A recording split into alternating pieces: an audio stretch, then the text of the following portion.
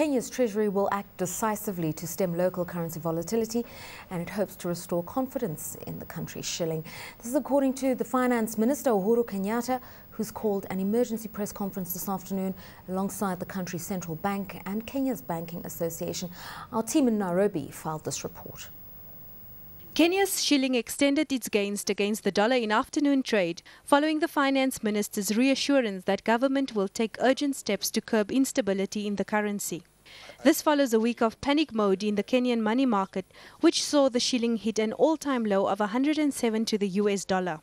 I'd like to take this opportunity to assure the business community and the public at large that we are, and indeed going forward, we shall consistently and decisively also stem any instability in our foreign exchange markets and push towards restoring confidence in the Kenya shilling.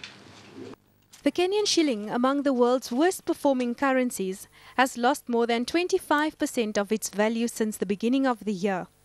One of the most significant steps to curb this weakness is to lower the foreign exchange exposure limit of commercial banks to 10% from 20% with immediate effect. We welcome CBK's readiness also to meet any genuine demand for foreign exchange through the interbank market. And we also welcome CBK's action to revive the Forex Dealers Forum that will allow commercial bank treasurers to freely interact with the Central Bank of Kenya to ensure that large foreign exchange transactions are met indeed in an orderly manner.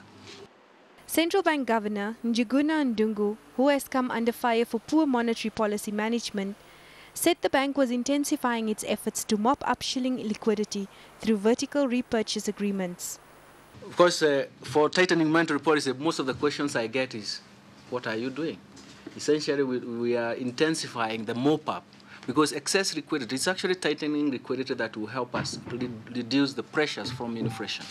But essentially, what you have seen and what we have agreed with, even with the central bank operations themselves, is to intensify monetary operations or open market operations, and that means that we are going to use the vertical repos to mop up. But there are also seasonal cycles in terms of liquidity, especially when VAT is being paid. That is the time we also try to deal with reverse repo to help the market. But those two operations are going to be intensified so that we actually deal with liquidity and remove any pressure on inflation. The ministry and central bank's moves have been taken positively by the market, and analysts say, going forward, rising interest rates should support the shilling gradually.